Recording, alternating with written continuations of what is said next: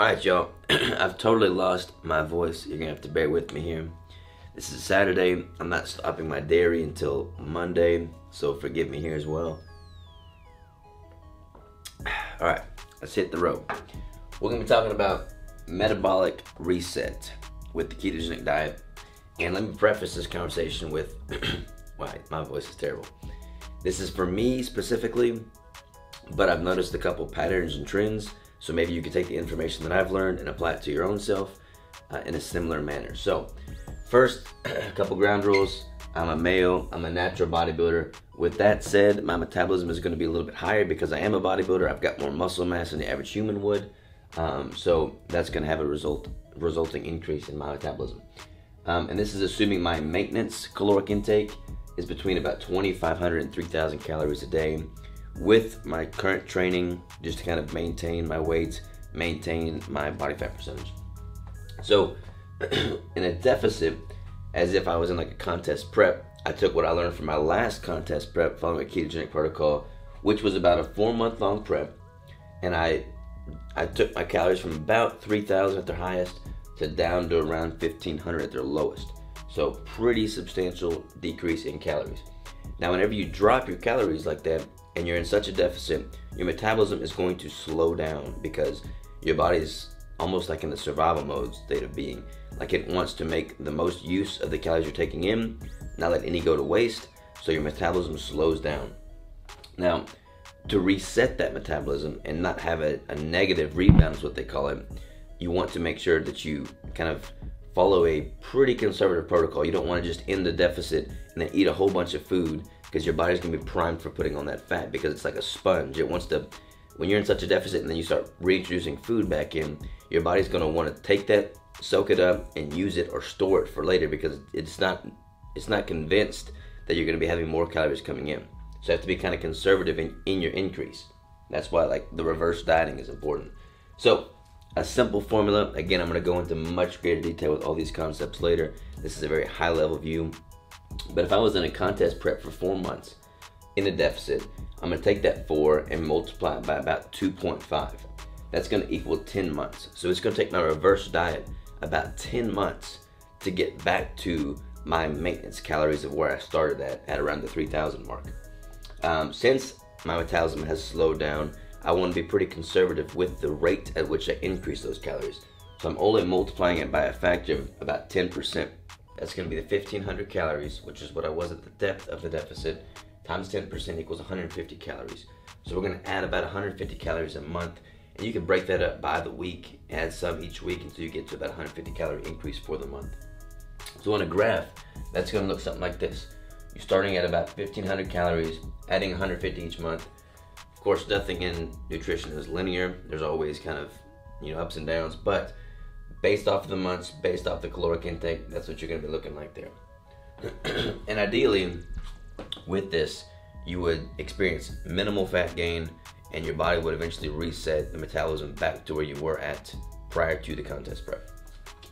Now, let's say you're at a maintenance intake, or you're even at a surplus.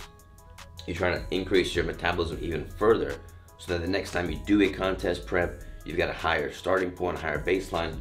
Or if you're just trying to build some mass, put on some muscle, you're gonna have higher metabolism, you're gonna be less likely to put on body fat. So this is kind of where I'm at right now. And just to kind of give you a visual, when I did the DSK protocol for illustrative purposes, I was always at right around my maintenance. I was at 3,000 to 2,000. I never went really into a deficit.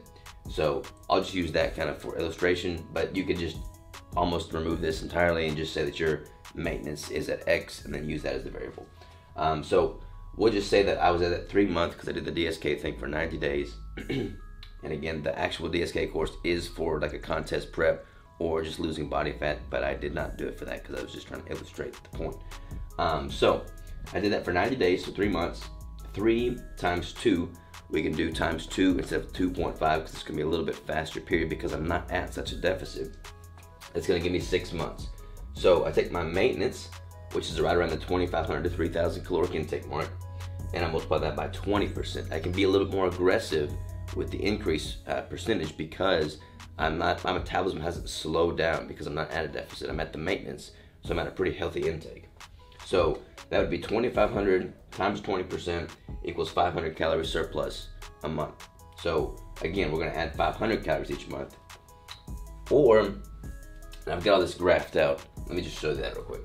So if we did that, you're starting at 3,000 calories. You've got a 6-month time span, and you increase your calories by about 500 each month. You're looking like that.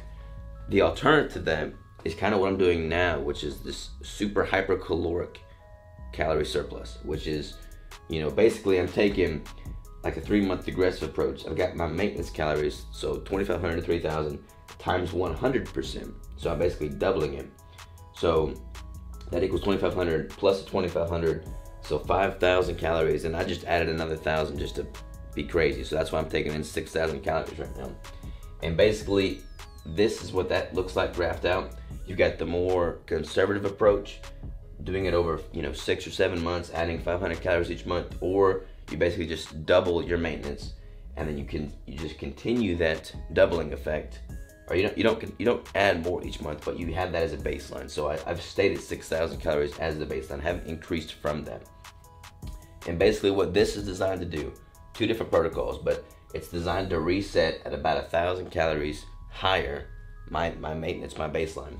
So if my baseline was 3,000 to start, by the end of this, it's roughly 4,000, between 500 and 1,000 calories higher. So for me, I've been doing the 6,000 calorie protocol for almost 3 months now, and again, mine was at 6,000, so mine's a bit higher. I just kind of pushed it a little bit farther, and basically over the course of 3 months, I'll have effectively reset my metabolism to about 1,000 calories higher than it was when I started.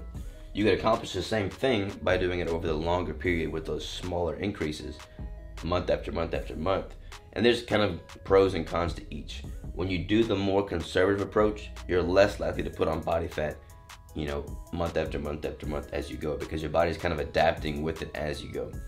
With the faster approach, you put on a little bit more body fat more quickly, but you kind of get to the end goal more quickly as well. And you kind of readjust and reset your goals from there. So it's kind of like a personal preference, whatever works best for you. So again, this is totally just high level view. I'm going to dive into this in much greater detail later, but this kind of gives you a visual of what's been on my mind lately. I've taken a keen interest towards resetting metabolism because it makes dieting more sustainable. It makes being at a deficit more effective, being at a surplus more effective. You can kind of figure out how your body is responding and how to adjust to improve from that. So yeah, that's what I got on my mind right now. I'm going to flesh this out in greater detail and walk you through it again with more visuals, more graphics, and all that good stuff. So this is what I got going on right now. Talk to you soon.